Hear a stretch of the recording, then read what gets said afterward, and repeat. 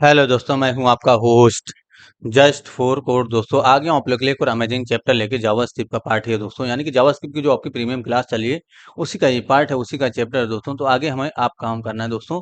तो सबसे पहले आपको आज जो है, आज भी जो आपके क्लास में पढ़ाई जाएंगी, आपको जो है कुछ नए प्रीडिफाइंड फंक्शन और कुछ नए प्रीडिफाइंड प्रॉपर्टीज के बारे में बताएंगी जाएंगी, जो कि आपके प्रोजेक्ट्स वगैरह में बहुत ज़्यादा यूज होती है, यानी कि फ्यूचर में आपको बहुत ज़्यादा इनका यूज करना है। तो आपको याद रहे, बहुत ध्यान से इन चीज़ों को समझना है और आगे की तरफ इनका बहुत ज़्यादा यूज है दोस्तों।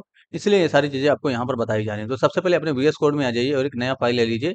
जैसा कि मैंने ले लिया है और ये जो है मैंने सेव कर दिया JS-CH-14 के नाम से, क्योंकि आपका ये चैप्टर 14 है, इसलिए मैंने यहाँ पर इसको सेव कर दिया। ठीक है, यहाँ पर आना है, जस्ट फॉर को लिखना है, इसको ब्राउजर में रन कर लेना है। सबसे पहले मैंने देखिए इस तरीके से ब्राउजर में भी रन कर लिया है। तो आपको इतना काम कर लेना है, उसके बाद ही आगे काम करना है। तो सबसे पहले मैं आपको यहाँ पर आ जाता हूँ और स्क्रिप्ट को इंस्टॉल कर लेता हूँ, यानी कि जो स्क्रिप्ट टैग है उसको यहाँ पर इनेबल करूंगा इस तरीके से। और यहाँ पर क्या करूंगा, सबसे पहले जैसे मैं एक वेरिएबल बनाता हूँ इस तरीके से एक्स के नाम से, और यहाँ पर मैं यानी कि एक्स वेरिएबल में मैं कुछ भी असाइन कर देता हूँ। जैसे मैंने डेटा के रूप में जस्ट फॉर कोड ही लिख दिया इस तरीके, या आप कुछ भी लिख दीजिए। जैसे मैंने लिख दिया आलोक, और यहाँ पर लिख दिया मैंने कुमार, तो आलोक कुमार मैंने इस तरीके से लिख दिया यहाँ पर डेटा के रूप में। टर्मिनेट करेंगे, अगर आपको कंसोल डॉट लॉग में इसका लेंथ पता करना होगा तो कंसोल डॉट लॉग सर्च करेंगे इस तरीके से। और यहाँ पर इसका लेंथ पता करने के लिए आपको ज़्यादा कुछ नहीं करना, कंसोल यूज़ करिए, डॉट लॉग लिखिए यहाँ पर, और एक्स के अंदर से डॉट लेंथ प्रॉपर्टी को एक्सेस कर लीजिए। तो इसका जो लेंथ है वो पता चल जाएगा। तो LENGTH इस तरीके लिखेंगे, लेंथ इसका पता चल जाएगा। एक बार रिलोड करके जरा टेस्टिंग करेंगे, यहाँ पर आएंगे, एक बार रिलोड करेंगे और यहाँ पर इंस्पेक्ट करके टेस्टिंग करेंगे। जैसे मैंने यहाँ पर इंस्पेक्ट किया, कंसोल में जाएंगे तो देखिए पेज लोड होते ही आपका मतलब यहाँ पर आना चाहिए रिस्पॉन्स, बट कुछ भी नहीं आ रहा। देख लेते हैं क्या इशू है। यहाँ पर आइए, देखिए कंसोल डॉट लॉग में मैंने एक्स डॉट लेंथ को प्रिंट किया है, आलोक कुमार। देखिए मैं रिलोड करूँ बट यहाँ पर कुछ भी रिस्पॉन्स नहीं आ रहा, तो रिलोड करिए फिर से। अच्छा, कंसोल में मैसेज, यहाँ पर देखिए बहुत सारे मतलब यहाँ पर मेन्यू बने हैं दोस्तों। मैसेज में जब आप जाएंगे तब यहाँ पर देखिएगा, हो सकता है आप में ना दिख रहा हो, लेकिन मेरे में ऐसा सिचुएशन, जैसे एरर पे क्लिक है तो कुछ भी नहीं दिखेगा, नो वार्निंग पे क्लिक है तो कुछ भी नहीं दिखेगा, लेकिन मैसेज पे क्लिक करेंगे तो जो भी रिस्पॉन्स है, यानी कि जो भी आपका रिस्पॉन्स है वो मैसेज में दिख जाए, या यूजर मैसेज पे आप क्लिक करिए, इस तरीके से यहाँ पर दिख जाएगा। तो जो 10 आया वो यहाँ पर आ गया, यानी कि जो आलोक कुमार की लेंथ है वो 10 है। ठीक है, सब ये स्पेस भी काउंट करता है दोस्तों, यानी कि इसके बीच में जो स्पेस लिखा गया ये भी काउंट किया जा रहा है। ठीक है, अब सपोज करो इसके पहले अगर कुछ स्पेस लगा होता है, जैसे अभी आपने इतना स्पेस लगाया, और अगर आप यहाँ पर कंसोल डॉट लॉग में सिर्फ एक्स बात करते हो, तो यानी कि मैंने क्या किया, यहाँ पर रिलोड करके मैंने रिलोड किया, और यहाँ पर मैंने देखिए, यहाँ पर देखिए आलोक कुमार के पहले कितना सारा स्पेस आ गया। ठीक है, तो इस स्पेस को अगर आपको रिमूव करना है, इस स्पेस को अगर आपको अवॉइड करना है, अगर आप अभी लेंथ भी लिखोगे इसकी, यानी कि जो मतलब आलोक कुमार की लेंथ है उसको भी अगर आप लिखते हो यहाँ पर और रिलोड करके टेस्टिंग करोगे तो देखिए 19 लेंथ आएगी। ठीक है, तो हो सकता है कि इस, यानी कि जब आप इनपुट फील्ड वगैरह बनाते हो ना, तो हो सकता है कि यूजर की तरफ से ऐसा स्पेस दे दिया जाए। अभी हमको बताता हूँ इनपुट फील्ड में भी, पहले तो इसको कैसे रिमूव करना है, इस स्पेस को, यानी कि शुरुआत में जो स्पेस आता है और जो लास्ट में स्पेस आता है उसको कैसे अवॉइड करना है। उसके लिए आपको सबसे पहले ट्रिम फंक्शन को कॉल करना है, यानी कि ये प्री डिफाइंड फंक्शन है ट्रिम नाम का। इसको अगर आपने एक्स के लिए लगा दिया तो देखिए अब क्या होगा, जो यहाँ पर स्पेस आ रहा था एक्स्ट्रा वो अब नहीं आएगा। देखिए सिर्फ और सिर्फ आलोक कुमार प्रिंट हुआ। ठीक है, और इसकी लेंथ भी अगर आप काउंट करेंगे, यहाँ पर डॉट लेंथ लगा दीजिए इस तरह से, LENGTH, यानी कि जो लेंथ वाली प्रॉपर्टी उसको लगा देंगे और रिलोड करके टेस्टिंग करेंगे तो देखिए इसकी जो लेंथ है वो 10 ही आएगी, भले ही आपने इतना सारा स्पेस यहाँ पर जोड़ रखा है। लेकिन अगर आपने यही ट्रिम कीवर्ड हटा दिया तो इसका लेंथ क्या आएगा, इसका लेंथ ज्यादा आएगा, यानी कि 19 आएगा। ठीक है, तो कभी भी याद रखना है आपको, अगर यानी कि शुरुआत में कोई स्पेस आ रहा है आपके डेटा के पहले, उसको अगर आपको अवॉइड करना है तो ट्रिम फंक्शन आपके काम आ सकता है। तो बहुत सारे जगह पे प्रोजेक्ट में यूज करना पड़ता है। बहुत सारी जगह पे ऐसा होता है जब हमारा डेटा कहीं सर्वर से आता है या कहीं और से आता है, तो वहां पर उसके साथ वाइट स्पेस, इस तरीके का स्पेस आता रहता है। ठीक है, तो आपको इसको अवॉइड करने के लिए ट्रिम फंक्शन कॉल करना है, आपका जो स्पेस है वो अवॉइड हो जाएगा। ये देखिए रिलोड करेंगे तो यहाँ पर आलोक कुमार पूरा पूरा इस तरीके से आ गया। लेकिन अगर हम यही अवॉइड, यानी कि ये जो स्पेस है इसको अवॉइड ना करें यहाँ पर, यानी कि इसको ट्रिम फंक्शन यहाँ पर ना अप्लाई करें, रिलोड करके टेस्टिंग करें तो देखिए इसके पहले स्पेस आया और इसके बाद में जो स्पेस है वो भी आ गया। ठीक है, तो स्पेस को अवॉइड करने के लिए आपको डॉट ट्रिम फंक्शन को इस तरह से यूज करना है। ठीक है, यहाँ पर ट्रिम फंक्शन होता है इसलिए यहाँ पर फंक्शन ब्रेकर लगाना कंपलसरी है। रिलोड करेंगे तो ये देखिए आलोक कुमार सिर्फ आएगा। अब यही डेटा सपोज करो इनपुट फील्ड से आ रहा होगा, तो यहाँ पर इनपुट फील्ड बनाइए जरा, इनपुट टाइप में टेक्स्ट कर दीजिए और यहाँ पे एक बटन भी बना लीजिए। तो मैं बटन कीवर्ड का करता हूँ इस तरीके से, यानी कि बटन एट्रीब्यूट का, और यहाँ पर लिख देता हूँ क्लिक। मैंने क्लिक लिखा। अब दोनों को ही सेलेक्ट कर लेंगे, तो यहाँ पर आइए जरा, इनको हटा दीजिए फिलहाल, फिलहाल यहाँ पर हटाइए और एक कांस्टेंट बनाइए जरा इनपुट के नाम से। सबसे पहले इनपुट को ही सिलेक्ट कर लीजिए, तो डॉक्यूमेंट डॉट क्वेरी सिलेक्टर का यूज करेंगे, यानी कि डॉक्यूमेंट डॉट क्वेरी सिलेक्टर का आपको यूज करना है। और यहाँ पर जो इनपुट फील्ड आ रहा है उसको सिलेक्ट कर लेना है। जैसे मैंने इनपुट नाम के वेरिएबल में रखा है इसको, एक बार और कांस्टेंट बनाएंगे और जो बटन है उसको भी सिलेक्ट कर लेंगे। चाहे आप यहीं पर ऑन क्लिक लगा लीजिए, अभी बटन पे ही डायरेक्ट यहाँ पर जाइए और ऑन क्लिक पे एक फंक्शन कॉल कर दीजिए डेमो। ठीक है, तो आप चाहें तो बटन को सिलेक्ट करके यहाँ पर भी कॉल कर सकते हैं, जैसे मैंने अभी रिसेंटली हम लोग यूज किए थे। ठीक है, तो करेंगे मतलब इस बटन को यहाँ पर लेके आओ और इसी में ऑन के लिए लगाओ यहीं पर, ठीक है, कोई इशू नहीं होगा इससे।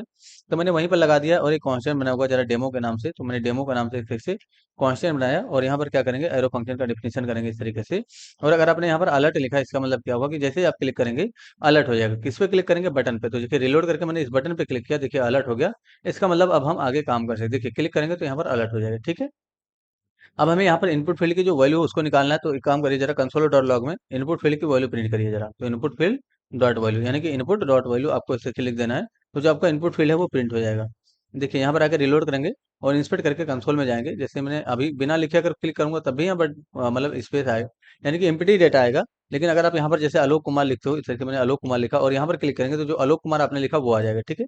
अब सपोज करो इसके पहले आपने आलोक कुमार के पहले यहाँ पर स्पेस लगा के इस तरीके से आलोक कुमार लिखा और क्लिक करेंगे तो देखिए स्पेस इतना सारा आ गया इसके आगे। तो इसी स्पेस को इनपुट फील्ड के अंदर या टेक्स्ट एरिया के अंदर अवॉइड करने के लिए आपको ट्रिम फंक्शन मिलता है। तो अगर आपने यहाँ पर वैल्यू के साथ डॉट ट्रिम फंक्शन लगा दिया इस तरीके से, तो आपका स्पेस है वो अवॉइड हो जाएगा। देखिए रिलोड करेंगे यहाँ पर फिर से टेस्टिंग करने के लिए और यहाँ पर देखिए मैंने इतना सारा स्पेस दिया, उसके बाद यहाँ पर मैं लिखता हूँ आलोक और यहाँ पर लिखता हूँ कुमार इस तरीके से, ठीक है। कुमार मैंने लिख दिया और सेंड पे क्लिक यानी कि क्लिक पे क्लिक करूंगा, देखिए आलोक कुमार प्योर डेटा आया। लेकिन यही अगर आपका जो ट्रिम फंक्शन नहीं लगा होता तो जो आलोक कुमार है वो कैसे आता, स्पेस के साथ है, यानी कि स्पेस इसके साथ जो व्हाइट स्पेस है, तो इसका कोई मीनिंग नहीं होता व्हाइट स्पेस का। इसलिए इसको हमें अवॉइड करना हो। तो आलोक कुमार कोई मतलब मीनिंग है ये आलोक कुमार, तो ऐसा ना हो कि यहाँ पर कोई स्पेस देके इस तरह से आलोक कुमार लिख दे। इसलिए आपको अवॉइड फंक्शन यानी कि मतलब ट्रिम फंक्शन यूज करना है और डेटा को अवॉइड करना है। देखिए अभी मैं बिना ट्रिम फंक्शन के बिना ट्रिम फंक्शन के अगर यहाँ पर आलोक कुमार लिखता हूँ तो आलोक कुमार वहां पर कैसे प्रिंट होगा। ये देखिए मैंने आलोक कुमार लिखा और क्लिक पे क्लिक करूँ, देखिए आलोक कुमार इस तरह से प्रिंट हुआ। यहाँ पर इसके पहले इतना सारा स्पेस आ गया दोस्तों। तो इसी स्पेस को अगर आपको अवॉइड करना है तो यहाँ पर आपको ट्रिम फंक्शन का यूज कर लेना है, ठीक है। यहाँ पर आकर रिलोड करेंगे, देखिए अब आप यहाँ पर आलोक कुमार लिखे, स्पेस दे मैंने इतना सारा स्पेस दिया और यहाँ पर लिखूंगा आलोक कुमार। तो अब आपका जो स्पेस है वो अवॉइड हो जाएगा। आप यहाँ पर लास्ट में भी अगर स्पेस देंगे तो ये भी अवॉइड कर लिया जाएगा। ये देखिए है ना, इस तरीके से यहाँ पर अवॉइड हो गया।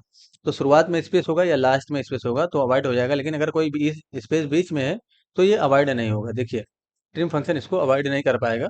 तो यहाँ पर आएंगे जरा, मतलब यहाँ पर इंस्पेक्ट करिए और इंस्पेक्ट करके फिर से जरा क्लिक पे क्लिक करिए, कंसोल में जाइए और क्लिक पे क्लिक करिए, देखिए ना। तो ट्रिम फंक्शन कभी भी बीच वाले स्पेस को अवॉइड नहीं करेगा, क्योंकि बीच में जो स्पेस होता है उसका स्पेलिंग स्पेशल मीनिंग होता है।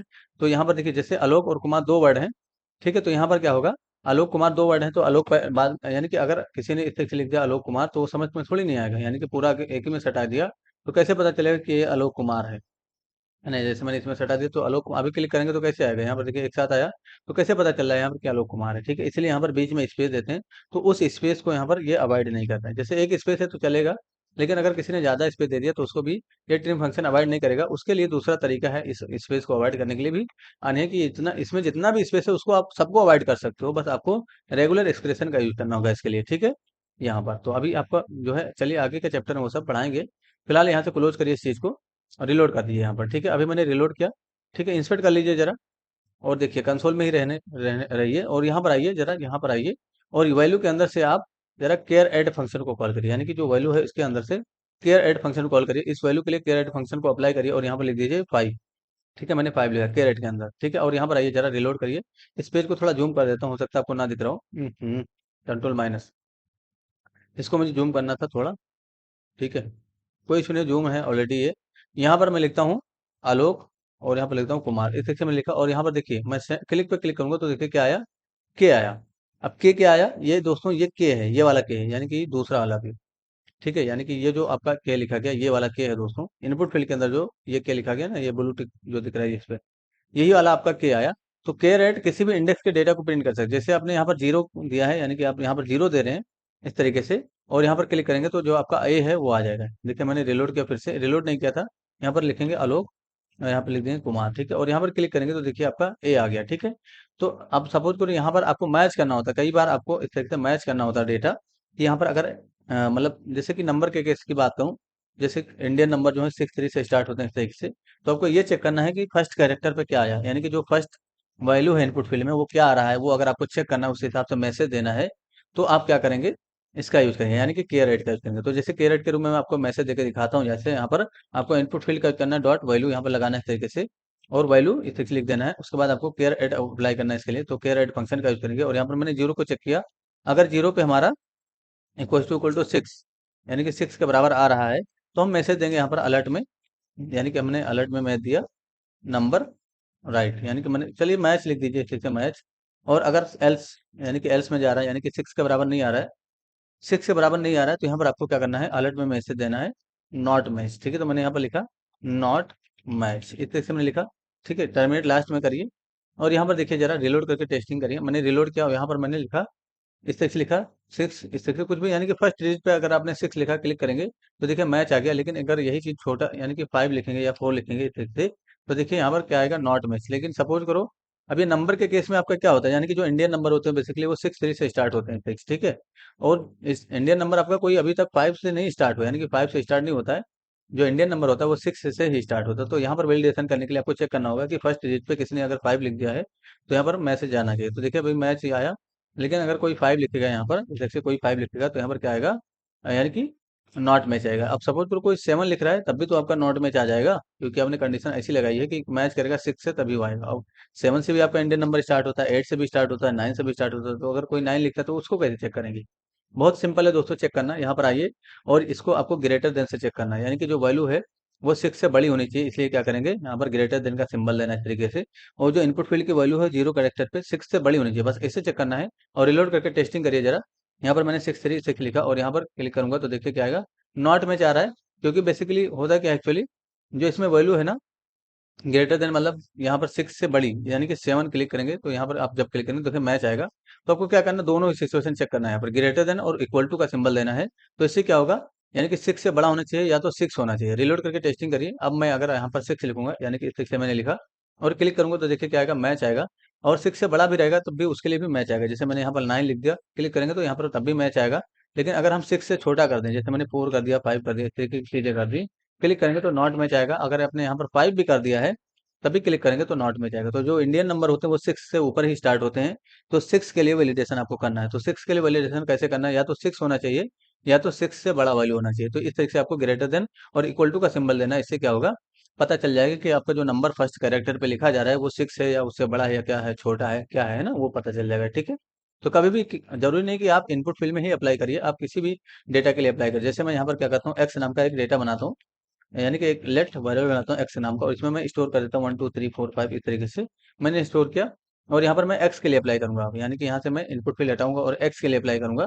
तो देखिए क्या होगा, यहाँ पर आकर रिलोड करके टेस्टिंग करेंगे, अगर आप क्लिक करेंगे तो अभी यहाँ पर इंस्पेक्ट करके जब आप देखेंगे तो देखिए क्या होगा, कंसोल में एरर, यानी कि कंसोल में जाके देखेंगे तो क्या है error, x dot caret is not a function, यानी कि एक्स के लिए आप कैरेट अप्लाई नहीं कर सकते। तो बेसिकली यहाँ पर इसको स्ट्रिंग में कन्वर्ट करना होगा। देखिए स्ट्रिंग में इसको कन्वर्ट कर देंगे तो आपका जो एरर है वो नहीं आएगा। रिलोड करिए जरा और यहाँ पर क्लिक करेंगे तो देखिए आपका जो है नॉट मैच आया। ठीक है, यानी कि नॉट मैच का मतलब क्या हुआ, यहाँ पर देखिए 1 लिखा हुआ है, अगर आप यहाँ पर 6 लिख देते इस तरीके से और क्लिक करते हैं तो आपका जो है यहाँ पर नॉट मैच अभी भी आ रहा है। क्यों, यहाँ पर नॉट मैच इसलिए आ रहा है, देखते हैं जरा। अच्छा 6, तो जीरो, यानी कि जीरो करेक्टर पे आपने चेक किया एक्स डॉट कैरेट जीरो, तो जीरो आपने यहाँ पर लिखा तो 6 आ रहा है, तो यहाँ पर मैच आना चाहिए। ठीक है, यहाँ पर तो मैच आना चाहिए। रिलोड करके टेस्टिंग करते हैं जरा, फिर से क्लिक करिए। हाँ शायद मैंने रिलोड नहीं किया था, देखिए अभी मैच आ रहा है, कोई इशू नहीं है। यहाँ पर हमने रिलोड नहीं किया था गलती से, तो ये देखिए मैच आने लगा। अगर आप यहाँ पर 6 से छोटा नंबर देते हैं, यानी कि फर्स्ट कैरेक्टर पे जो आप नंबर दे दो ना, यानी जो मोबाइल नंबर लिखते हो वो स्ट्रिंग होता है बेसिकली। ठीक है, यहाँ पर क्लिक करेंगे तो देखिए आपका नॉट मैच आ गया। ठीक है, अगर हम इसी को 6 को बड़ा कर दें, यानी कि यहाँ पर 7 कर दें, 8 कर दें, यहाँ पर मैंने 7 कर दिया फर्स्ट कैरेक्टर पे, तो अब क्या आएगा, मैच आएगा। ठीक है, तो आप इस से किसी वेरिएबल में भी मैच कर सकते हो। आप चाहें तो किसी इनपुट फील्ड के अंदर मैच करिए, आप टेक्स्ट एरिया के अंदर मैच करिए, तो जरूरी नहीं कि आप नंबर ही मैच करिए, बहुत सारे केसेस में इसकी जरूरत पड़ती है। तो बस आपको इतना याद रखना है कि केयर एट नाम का कोई फंक्शन है प्री डिफाइन, जिसका यूज करके हम किसी भी इंडेक्स का डेटा मैच कर सकते हैं। जैसे किसी पर्टिकुलर इंडेक्स पे आपको मैच करना है, जिससे आप चाह रहे हो इससे से कोई डेटा लिखा गया है और यहाँ पर इसमें जो है लास्ट वाला इंडेक्स आपका मैच करे, लास्ट वाला इंडेक्स। ठीक है, तो क्या करना पड़ेगा आपको, लास्ट वाला इंडेक्स को निकालना होगा। तो कैसे निकालेंगे लास्ट इंडेक्स को, इसके जैसे कि यहाँ पर आपको अगर लास्ट इंडेक्स का डेटा प्रिंट करना है तो आपको ज़्यादा कुछ नहीं करना है। देखिए आपको, जैसे कि मैं सबसे पहले एक वेरिएबल बनाता हूँ जरा, यहाँ पर लेंथ के नाम से एक कॉन्स्टेंट बनाइए, सॉरी लेट कीवर्ड के साथ बना लीजिए, लेंथ के नाम से LENGTS, लेंथ LENGTS। ठीक है, यहाँ पर करेंगे और जो वैल्यू आ रहा है इनपुट डॉट वैल्यू, इसे लिखेंगे इनपुट डॉट वैल्यू। ठीक है, मैंने यहाँ पर सॉरी कंट्रोल जेड करेंगे, वैल्यू लिखेंगे इस तरीके से, टर्मिनेट करेंगे। और देखिए यहाँ पर आपको करना क्या है, इसको सबसे पहले प्रिंट करना है। तो कंसोल डॉट लॉग की बात करेंगे अगर आप, यहाँ पर लिखेंगे कंसोल, कंसोल लिखिए जरा, कंसोल डॉट लॉग इस लिख दीजिए और यहाँ पर लेंथ लिखिए। ठीक है, मैंने लेंथ लिखा यहाँ पर। अब क्या करेंगे, अगर आपने लेंथ प्रिंट किया तो क्या आएगा, इसमें वैल्यू आएगा, इंस्पेक्ट करिए। देखिए मैंने इंस्पेक्ट करके यहाँ पर और यहाँ पर कंसोल में देखिए यहाँ पर फिर से क्लिक करेंगे तो क्या आएगा, मैसेज में पूरा वैल्यू आ गया जो भी आपने लिखा। अगर आपने यहाँ पर लेंथ कीवर्ड लगा दिया, डॉट लेंथ, ठीक है, डॉट लेंथ इसे लगाया, सॉरी, डॉट LENGTH, लेंथ आपने लगाया इस तरीके से, और यहाँ पर क्लिक करेंगे तो देखिए इसकी लेंथ आ जाएगी। जो भी आप यहाँ पर टाइप करेंगे उसकी लेंथ यहाँ पर आपको आ जाएगी। 4 आपने टाइप किया तो 4 डिजिट का आ गया। अब सपोज करो आपको प्रिंट करना है तो क्या करेंगे, इसको हटाइए और यहाँ पर आप एक काम करिए, कंसोल डॉट लॉग में क्या करेंगे, आपको लेंथ के लिए अप्लाई करना है तो लेंथ कंट्रोल जेड करिए। जैसे लास्ट कैरेक्टर आपको इनपुट फील्ड का प्रिंट करना है तो लेंथ डॉट केयर एट को अप्लाई करिए इस तरीके से, यानी कि यहाँ पर आपको क्या करना है, केयर एट से डिफाइन करना है। और यहाँ पर आपको जो भी लेंथ आ रहा है, जैसे यहाँ पर वैल्यू कर दीजिए, लेंथ यहाँ पर मीनिंगफुल नहीं हो रहा है तो इसको वैल्यू कर दीजिए, या आप डेटा कर दीजिए। तो मैंने डेटा किया। अब डेटा के लिए आपको क्या करना है, केयर एट को अप्लाई करना है, यहाँ पर डेटा डॉट केयर एट, और यहाँ पर आपको केयर एट में क्या देना है, डेटा डॉट लेंथ -1, ठीक है, लेंथ -1 इस तरीके से दे देंगे तो आपका लास्ट डेटा प्रिंट हो जाएगा। जैसे यहाँ पर आकर रिलोड करेंगे, जैसे मैंने यहाँ पर देखिए इंस्पेक्ट करके और कंसोल में गया और यहाँ पर मैं लिखता हूँ जस्ट फॉर कोड, इस तरीके से मैंने लिखा और क्लिक करेंगे तो देखिए आपका जो ई है लास्ट वाला वो प्रिंट हो रहा है, ठीक है। अगर मैं यहाँ से ई हटा दूंगा तो अब क्या प्रिंट होगा, डी प्रिंट होगा। इसी तरीके से अगर मैं डी हटा दूंगा तो यहाँ से ई प्रिंट होगा। तो अगर आप बढ़ा भी देंगे इस तरीके से कुछ भी आप बढ़ा दीजिए, और यहाँ पर देखिए मैंने एस कर दिया लास्ट में, तो अब लास्ट वाला डेटा आपका प्रिंट होगा, ठीक है। तो कुछ भी घटाएंगे बढ़ाएंगे लास्ट का ही प्रिंट होगा। तो लास्ट का कभी भी इंडेक्स आपको प्रिंट करना होगा तो डेटा डॉट लेंथ -1 लगाना है, ताकि अब लेंथ जो है आपका 1 से काउंट होता है, लेकिन अगर यहाँ पर आप बात करेंगे के रेट में तो आप 0 से इंडेक्सिंग नंबर देते हैं, इसलिए जब 0 से स्टार्ट होगा तो आपको लेंथ -1 लगाना ही पड़ेगा, ठीक है। यहाँ पर ये हो गया आपका। अब आपको कुछ और चीज़ें समझनी है दोस्तों, क्वेरी डिफाइन, जैसे कि जैसे यहाँ पर देखिए H1 है आपके पास। अब इसमें अगर आपको कोई क्लास लगाना है, सपोज करो आपने यहाँ पर डिजाइन करके रखा है H1 के लिए, कि अगर H1 में जैसे मैं यहाँ पर रिजल्ट नाम का क्लास लगाया, सॉरी स्टाइल सबसे पहले स्टार्ट करेंगे, कंट्रोल एक्स कर लीजिए जरा, और यहाँ पर मैंने क्या किया, स्टाइल को शुरू कर दिया, और यहाँ पर मैं क्या करता हूँ, कंट्रोल भी कर देता हूँ, यानी कि रिजल्ट के लिए अप्लाई करता हूँ मैंने कलर, यानी कि रिजल्ट जिसमें क्लास है उसका कलर जो है रेड होना चाहिए। तो कलर प्रॉपर्टी का यूज करके रेड करिए। अब सपोज करो H1 में आपको डायनेमिकली क्लास लगाना है, आप चाह रहे हो कि क्लिक करने पे यहाँ पर क्लास लगे और H1 में सब कुछ अप्लाई हो, तो ज़्यादा कुछ नहीं करना है। सबसे पहले इनपुट फील्ड हटाइए जरा, यहाँ से जो इनपुट फील्ड है उसको हटा दीजिए। इससे क्या होगा कि आपका सिर्फ बटन रहेगा और इनपुट फील्ड आपको डिस्टर्ब नहीं करेगा। रिलोड करिए, देखिए इस पर क्लिक करने पे आपका जो क्लास है वो लगना चाहिए। इंस्पेक्ट करिए जरा, और यहाँ पर देखिए तो कई तरीके हैं क्लास लगने के। देखिए यहाँ पर एलिमेंट में जाएंगे और यहाँ पर आपका जो H1 है उसमें कोई भी क्लास नहीं है, तो क्लास लगाने के लिए आपका कई तरीका है।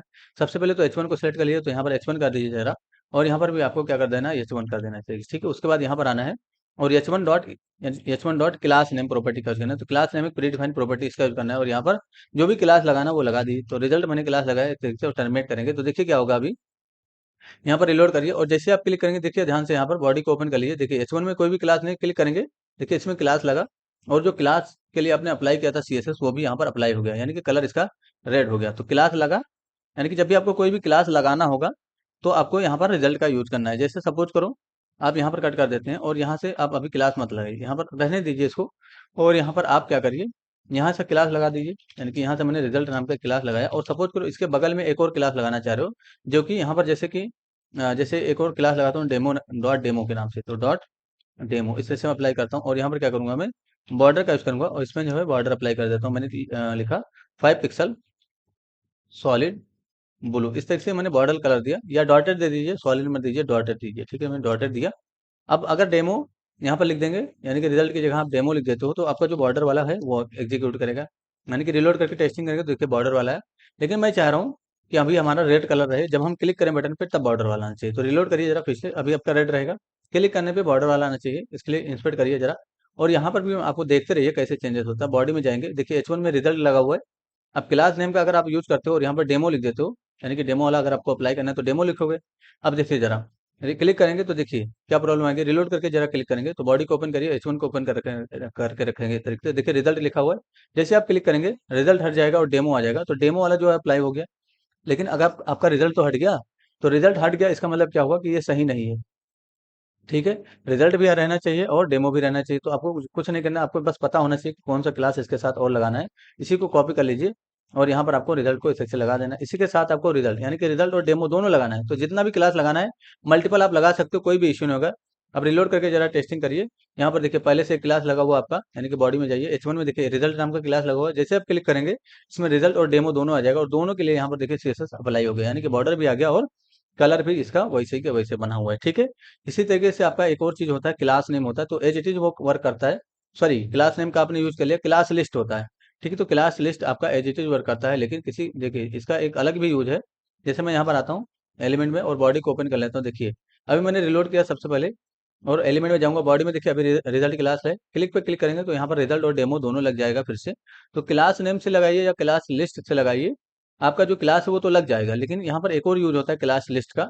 जैसे कि आप अगर आपको दो क्लास यहाँ पर ऐड करने हैं तो आप इसके लिए यानी कि क्लास लिस्ट के लिए डॉट ऐड फंक्शन अप्लाई कर सकते हो, यानी कि ऐड फंक्शन इस पे अप्लाई करके और यहाँ पर जो भी क्लास है जैसे डेमो और रिजल्ट दोनों यहाँ से आप ऐड कर सकते हो। लेकिन मैंने ऐड फंक्शन अप्लाई किया, रिलोड करिए जरा और देखिए बॉडी को ओपन कर लेंगे। अभी क्लिक करेंगे तो दोनों ही अप्लाई हो जाएंगे, यानी कि एरर आ गया यहाँ पर कंसोल में। देखते हैं क्या है, यहाँ पर जाएंगे, देखिए क्या आया, fail to execute and on the token provided demo result contents. अच्छा इस तरीके का मैसेज आ रहा है कुछ। तो क्लास लिस्ट डॉट एड, ठीक है। अच्छा यहाँ पर एक हटा देते हैं जरा थोड़ी देर के लिए, मैं चेक करता हूँ पहले। रिलोड करेंगे, यहाँ पर एलिमेंट में जाएंगे, मैंने रिलोड किया और यहाँ से बॉडी ओपन करेंगे, इस पर क्लिक करेंगे तो देखिए आपका डेमो ऐड हो गया। अच्छा ठीक है।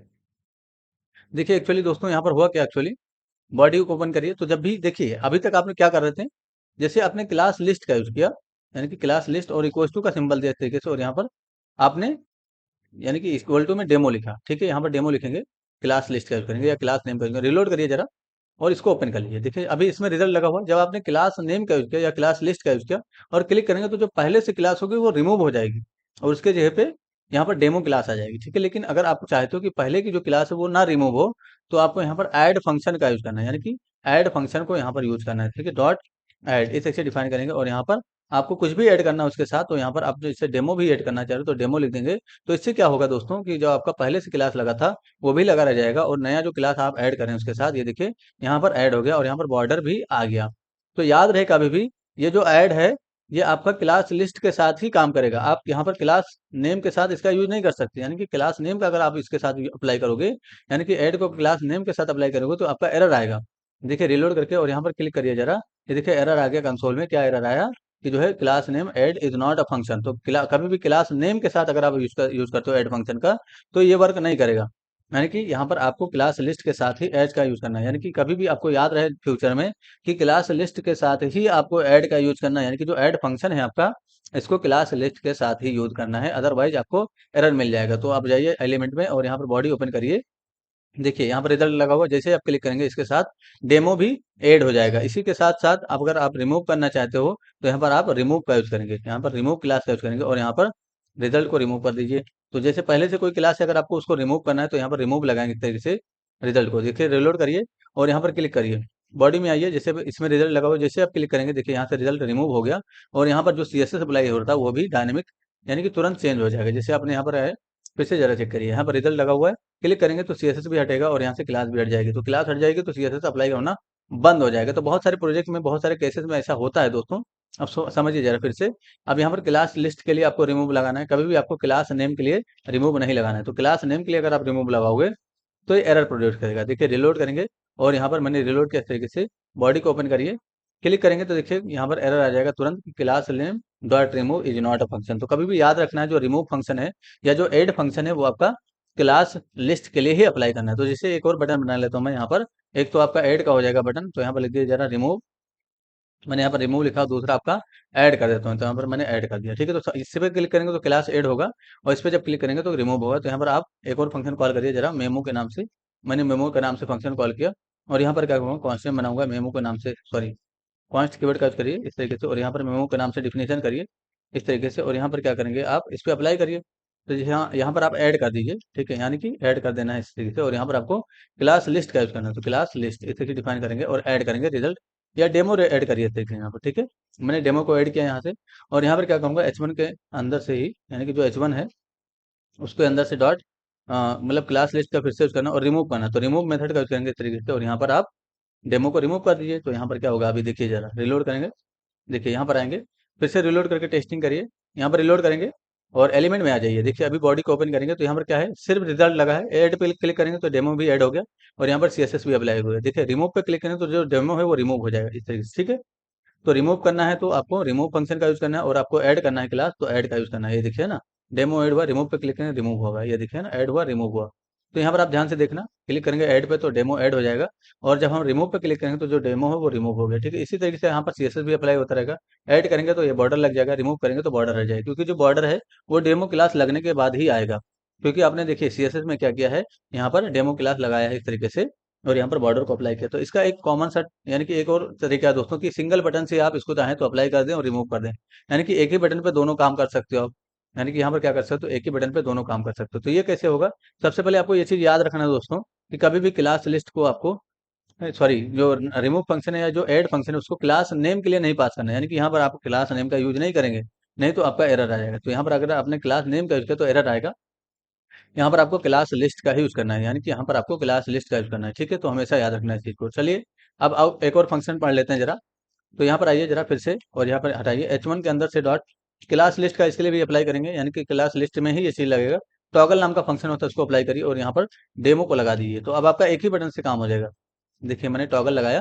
तो टॉगल क्या होता है एक्चुअली, टॉगल का मतलब हुआ, अभी समझाता हूँ। पहले तो यहाँ पर आइए, रिलोड करिए। देखिए एक ही बटन है, इस पर क्लिक करेंगे तो अप्लाई होगा, दोबारा क्लिक करेंगे तो रिमूव होगा, यानी कि अप्लाई रिमूव, अप्लाई रिमूव। तो होता क्या एक्चुअली, देखिए इंस्पेक्ट करेंगे, कंसोल में जाएंगे, रिलोड करिए जरा, सॉरी कंसोल में ले जाए, एलिमेंट में जाइए, और यहाँ पर जो आपका H1 उसको देखते रहिए। यहाँ पर देखिए अभी इसमें डेमो नाम का क्लास नहीं है, जैसे आप क्लिक करेंगे डेमो ऐड हो जाएगा। लेकिन अगर इसमें कोई डेमो नाम का क्लास है, यानी कि आपने डेमो ही तो अप्लाई किया यहाँ पर इस तरीके से, यानी कि टॉगल में डेमो पास किया है, तो अगर कोई डेमो नाम का क्लास रहेगा तो उसको रिमूव कर देगा। तो ये उल्टा काम करता है, जैसे अगर कोई क्लास है तो उसको रिमूव करेगा, अगर नहीं है तो उसको ऐड करेगा। तो जैसे अभी नहीं था तो ऐड कर दिया, अब इसमें डेमो आ गया, क्लिक करेंगे दोबारा तो ये रिमूव कर देगा उस चीज को। इसलिए यहाँ पर सीएसएस भी आपका उसी के हिसाब से अप्लाई हो रहा है, ये देखिए ना। तो टॉगल क्या करता है, आपका क्लास होगा तो उसको रिमूव कर देगा, अगर नहीं होगा तो उसमें ऐड कर देगा। ये टॉगल के काम है। तो टॉगल का मतलब ये होता है कि अगर आपने क्लिक किया है और उसमें कोई भी क्लास नहीं है तो उसको ऐड करेगा। ठीक है, यहाँ पर, और अगर कोई क्लास है तो उसको क्या करेगा, रिमूव कर देगा। जैसे अभी हमने क्लिक किया,